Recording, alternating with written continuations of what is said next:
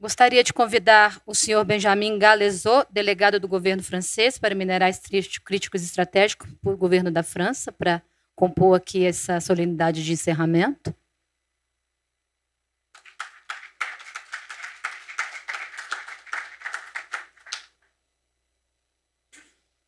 O senhor Mauro Henrique Moreira Souza, diretor-geral da Agência Nacional de Mineração.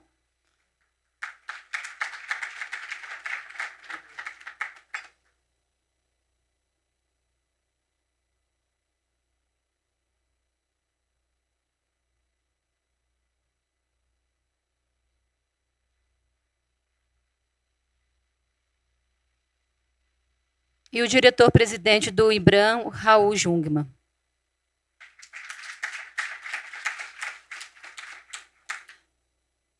Já passo a palavra para o senhor Benjamin para fazer uma fala de encerramento desse nosso evento.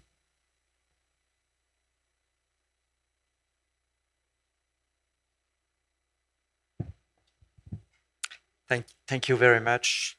I would like first to thank you, Mr. President, for inviting me to this seminar, to this very important seminar. I'm in charge of the critical mineral strategy for France since now 2.5 years. Responsible for this policy under the President and the Prime Minister of France. And we have made our strategy on two pillars. First of all, developing the value chain of critical minerals in France when it's possible. We don't have all kinds of resource, but we have significant resource in the upstream, but also midstream and recycling sector. But the second pillar, which is of course very important, is developing international partnership to secure the supply of our critical minerals and to help countries develop their resource. And we have signed 12 agreements since now the last 2 years, including a very important agreement with Brazil in 2024. Brazil is, of course, very important, a key player in the world for critical minerals. I would say for 3 reasons, at least 3 reasons. The first one is the quality of its resource, its natural resource. The second one is the quality of its industry and human resources. The quality of the human resource is a key factor. The quality also of its mining environment, I mean the legal environment, the permitting process, which is, we think, it can always improve, but very good in this country. And for France, Brazil is a strategic partner, a key partner. This strategic relation is illustrated, by the way, with the visit of President Lula next week in France. And this question of strategic mineral is at the key of the discussion between at the highest level between our governments. So what we are trying to do with Brazil is first cooperation between our governments on geology, on the improving the know-how and the know of the natural resource. We have to improve this in France, but also in Brazil, and we agree to cooperate on this field with the Ministry of Mining and Energy, cooperating also on standards and permitting process. That's what we discussed this morning.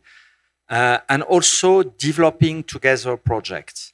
I think the main thing we have to do to be very practical is to help Brazil develop the value chain on the extraction side, but also on the processing side. Our objective is not to buy raw material from Brazil. It's preferable for us to buy processed materials because you have quality also of electricity and energy resource. And to do that, I mean, how we can help Brazil and how we can help Brazilian company,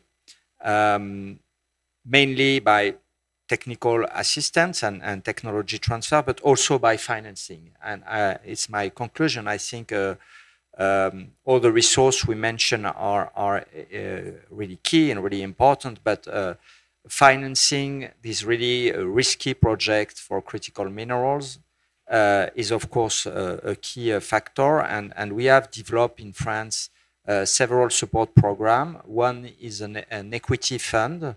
The French government is putting 500 million euro in this fund, and with private sector funding, we will be able to invest 2 billion euro in minority equity part in projects in critical minerals. And the second one is through guarantee for bank lendings. I mean, bank loans. There are all kinds of risks in mining and critical mineral project, and being able to reduce the cost of financing is of course key. So with the quality of the relationship between France and Brazil, with the quality of Brazilian industry, I'm really convinced that we'll be able to achieve a lot during the next year. We have several sectors. Copper, it's a key resource that you have here in Brazil, and it's so important for the energy transition.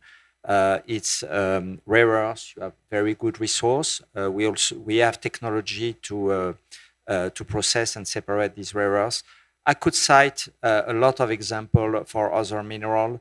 Clearly, this is a very good cooperation, and we will try to develop it in the next months and weeks with our Brazilian friends.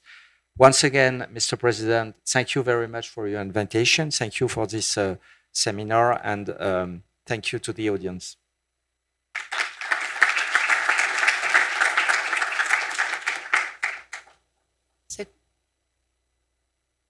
Na sequência, eu gostaria de chamar ao púlpito Mauro Henrique Moreira Souza, diretor-geral da agência. Você pode falar por aí se você quiser também, Mauro. Obrigado, Cíntia. Boa noite a todos e todas. O horário se adiantou bastante. Cumprimento aqui o nosso presidente, o representante do governo francês, todas e todos. É um prazer estar aqui, agradeço muito o convite e parabenizo o IBRAM por nos brindar mais uma vez com um evento que provoca reflexões importantes sobre a mineração e especificamente a questão do momento diz respeito a minerais críticos e seu aproveitamento e seu aproveitamento de um modo mais amplo por todos os países, né? E a gente sabe que há uma espécie de corrida aos minerais críticos, a agregação de valor, a verticalização, e o Brasil tem esses desafios, tá?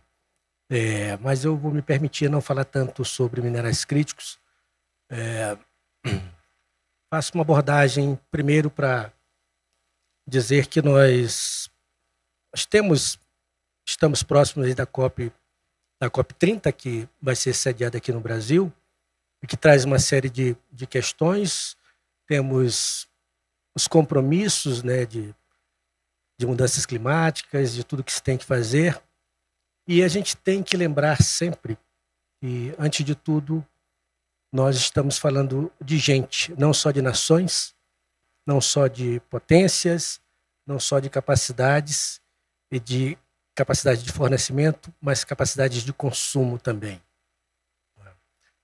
A ONU já consagrou há muito tempo que o desenvolvimento, o direito ao desenvolvimento está na categoria de direitos humanos. Tá?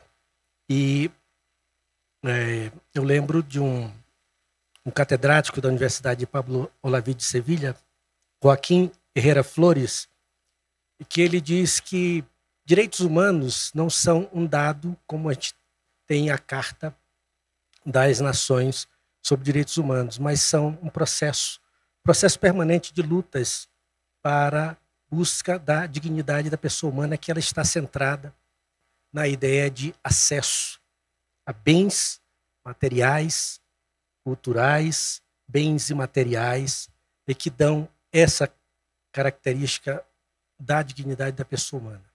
E quando a gente está falando de acesso a minerais críticos, a gente está discutindo acessibilidade, não só de nações, mas é como nós vamos fazer com que essa riqueza produzida a partir daí também atenda aquele postulado que é garantir a dignidade da pessoa humana, o acesso e a participação de todos no desenvolvimento econômico e social que todas as nações devem promover.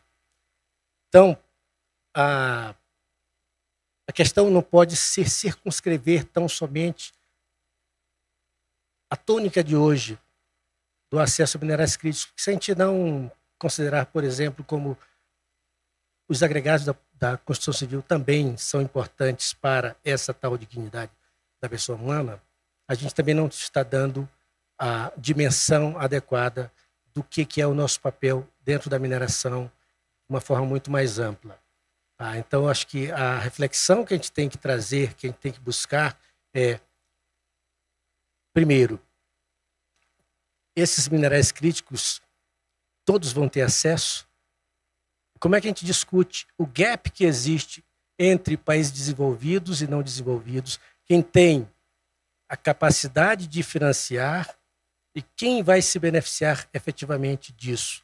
Então, acho que a ideia de multilateralismo, de cooperação, de construção coletiva, não só internamente em cada uma das nações, mas internações, e falando de uma forma muito mais ampla de como nós possamos vir a conseguir entabular determinadas negociações para que haja uma troca justa, uma troca adequada de competências, de capacidades e de bens que podem ser realmente fornecidos, transformados e que beneficiem a grande parcela do mundo. Então, nós aqui, num país que ainda está em desenvolvimento, temos um papel fundamental como fornecedores, mas precisamos também desenvolver a nossa cadeia produtiva com agregação de valor, verticalização. Isso a gente busca, mas não só nos minerais críticos. Mas, obviamente, que o recorte hoje é minerais críticos, mas a amplitude de reflexão que a gente tem que trazer em cada fórum, quando se discute, a gente tem que colocar o elemento humano, assim como a questão... Obrigado. A questão social permanente. Agora há pouco se falou sobre licença social. No Brasil, nós não temos isso como um item tratado na legislação. Nós esperamos que haja essa prática permanente das empresas, o compromisso, a responsabilidade de uma mineração que atente para esses aspectos.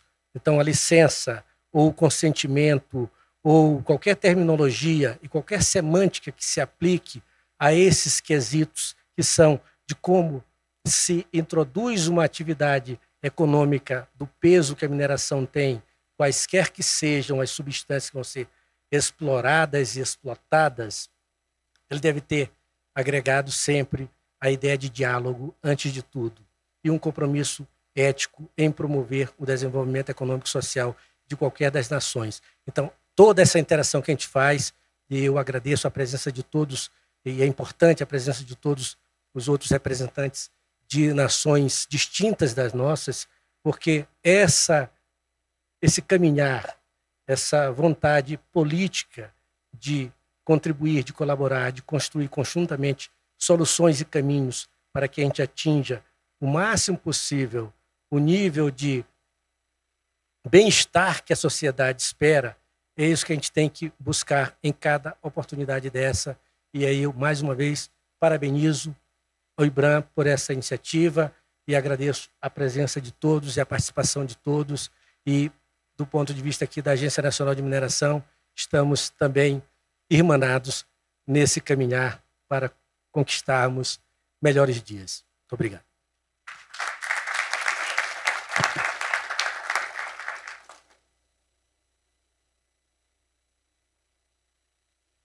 Alô? Agradeço suas palavras, Mauro, e tenho o prazer de convidar para encerrar o seminário de hoje o presidente do IBRAM, Raul Jungmann.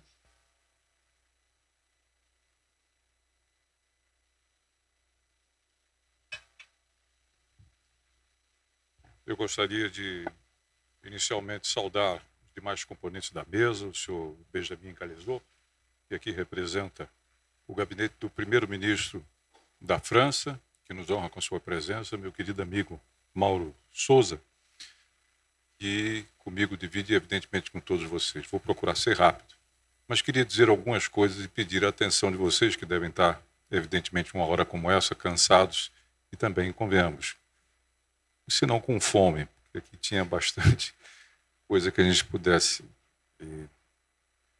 Deixe-me falar um pouquinho dos meus fantasmas. Você sabe que velho tem uma frase de um italiano, muito tempo atrás, chamado Gramsci, que ele dizia o seguinte, que quando a gente vive um período de transição, período de mudança, de transição, é quando aparecem os monstros. E, infelizmente, eu não posso fugir de dizer alguma coisa sobre esses monstros. No dia de ontem, ou foi anteontem, um porta-voz do governo russo, respondendo a uma provocação, não tenho como fugir disso, do presidente Trump, que tinha dito o seguinte, que ele tinha evitado algo de ruim, muito ruim, acontecer com a Rússia. E esse porta-voz do Putin, ele respondeu dizendo o seguinte, que para os russos, uma coisa ruim, muito ruim de acontecer, era a Terceira Guerra Mundial. Então, quando países que detêm, e a essa altura vocês devem estar pensando, né, cansados, depois do dia todo de trabalho, afinal, o que o senhor presidente está trazendo esse assunto aqui? Não é, Fernando? Quando representantes das duas principais potências nucleares do mundo trocam gentilezas como essa, através das redes sociais, onde é que nós estamos? Que mundo é que nós estamos?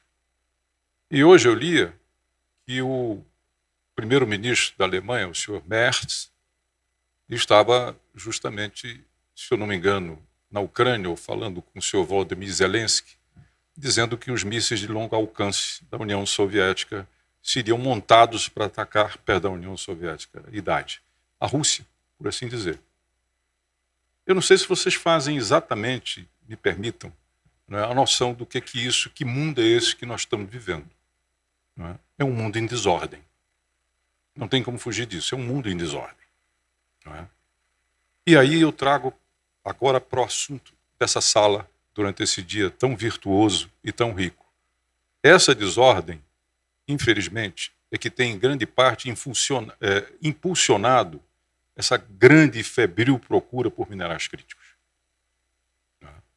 Porque, na medida em que você implode os mecanismos de governance global, na medida em que você implode o multilateralismo, como nós estamos vendo hoje, no presente, e isso é algo simplesmente terrível para todos nós, para toda a humanidade, inclusive para a coordenação, não é, da saída da emergência climática que nós estamos vivendo, que está aí batendo nas nossas portas.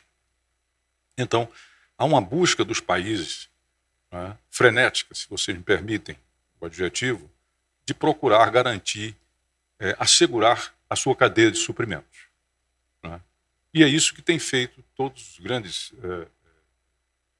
makers do mundo se referir a nós que cuidamos da mineração, que cuidamos dos minerais críticos. Nesse sentido, senhor Benjamin Galezot, e eu gostaria, não sei se o nosso embaixador do Canadá está por aqui, mas enfim, eu gostaria de me referir a todos os representantes diplomáticos que aqui vieram, dizer que nós temos uma oportunidade nessa grande crise, que é de uma maior aproximação entre o Brasil, por exemplo, e a União Europeia. Nós estamos há 25 anos esperando um acordo Mercosul-União Europeia. E, neste momento, há uma possibilidade estratégica para esse subcontinente sul-americano e para a União Europeia de se afirmarem. E, sem sombra de dúvida, é que a gente consiga, enfim, obter, depois de um quarto de século, este acordo. Como também nós temos que nos aproximar de uma Ásia. Não sei se os senhores sabem, dos 200 países atualmente que estão listados na ONU, aproximadamente 150 deles têm como seu principal fonte de comércio, corrente de comércio, países da Ásia. A Ásia é uma realidade. E, na verdade, o que nós estamos vendo é a possibilidade de que a gente consiga se aproximar e negociar de uma maneira muito mais positiva, tanto para eles como para nós, em termos do nosso futuro. E um elo central disso, minerais estratégicos. minerais estratégicos, porque pela simetria, como foi dito aqui, pelo fato que alguns têm, outros não, pelo fato de que falar de mineral crítico é falar de soberania alimentar, ou melhor, segurança alimentar. É falar de transição para uma economia de baixo carbono. É falar de defesa. É falar de inovação, ciência e tecnologia. Ou seja, nós estamos no centro de todas essas grandes questões que hoje polarizam, de certa forma, a atenção de todo mundo. E eles vão estar aqui representados na COP30. E diante disso tudo, e nós, Mauro, como é que nós nos posicionamos com relação a isso? Este é um passaporte para o futuro para esse país. Eu não tenho a menor sombra de dúvida. Aqui eu disse que, muito possivelmente, nós estamos entrando na era dos minerais críticos. Já estamos, aliás, delas. Ela já está acontecendo, como disse aqui a ministra Isabela Teixeira. Mas, para isso, nós precisamos fazer o nosso dever de casa. E aqui o dever de casa, concluindo, eu me refiro a duas coisas. Primeiro, que nós temos que, de um lado, aumentar efetivamente a nossa produção, inclusive em termos de minerais críticos, terras raras e o que seja. Mas, de outra parte, nós, evidentemente, não podemos voltar à condição de Brasil colônia, de meramente exportar coisas em seu estado bruto, por assim dizer, commodities, como no passado fizemos com açúcar, como fizemos com café, como fizemos com ouro e com a borracha, por exemplo. Sem querer dizer que nós vamos ter que fazer tudo aqui, absolutamente esse projeto autárquico ele não teria nenhum sentido, né? Mas nós temos que ter a capacidade de dizer o que é que nós podemos processar em função do mercado, não em função necessariamente das nossas capacidades produtivas. E para isso é preciso que o Brasil tenha rumo.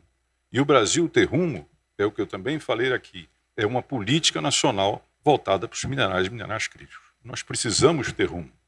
E eu acho que a grande contribuição do CETEM, do IBRAM e de todos que aqui estão é exatamente olhar o mundo, como aqui foi dito, em torno de 21 países e, ao mesmo tempo, procurar estabelecer essa política, esse rumo para todos nós. E, em segundo lugar, eu quero fazer, para me despedir, uma convocação. Na COP30, o setor mineral, ele precisa, e isso a Ana Toni mostrou isso aqui, a Isabela e outros que vieram, afinal, tanta gente passou por aqui, técnicos, diplomatas, autoridades, parlamentares, enfim, todos que aqui contribuíram com esse dia. De dizer o seguinte, nós temos que levar compromissos do setor para a COP30. Compromissos. Né? A Ana Toni e o André Corrêa do Lago deixaram muito claro que eles querem olhar mais para Dubai do que para Baku. E que eles querem não trazer novos temas para serem discutidos, mas soluções e, evidentemente, saídas para tudo aquilo que lá foi, de certa forma, decidido e que nós vamos ter que recolher isso. E lembrando, não se esqueçam, que o Brasil preside a COP30 até a Austrália. Nós temos um ano todo de presidência, o que quer dizer um ano todo de responsabilidade. E na medida em que o setor mineral se coloca no centro da transição energética, da circularidade, da descarbonização, seja do que for, efetivamente, aqui eu faço mais do que um convite, uma convocação. Nós temos que levar compromisso. Nós temos que, como foi dito aqui, eu conversei longamente com o embaixador Corrêa do Lago, como também com a Ana Toni, juntamente com o Fernando, e eles nos disseram que, em princípio, eles não pensavam que a mineração fosse um setor estratégico. Acho que vocês devem ter ouvido aqui da Ana Toni, de que nós passamos a condição de ser um setor estratégico. Por quê? Porque nós somos estratégicos para o mundo de hoje e, sobretudo, para o mundo de amanhã. Para o mundo de amanhã, nós temos que assumir estes compromissos. E por isso que eu gostaria muito de pedir a todo o setor, a todos que aqui se representam, e órgão de controle e assim por diante, de que, insisto, nós temos que apresentar soluções. Evidentemente que não vamos resolver tudo, nosso setor não resolve tudo, mas ele tem que ter compromissos. Compromissos factíveis, compromissos verificáveis, para, sobretudo, que a humanidade possa ter um amanhã e que o Brasil possa contribuir com isso. Muitíssimo obrigado, parabéns a todos vocês que fizeram esse belíssimo seminário.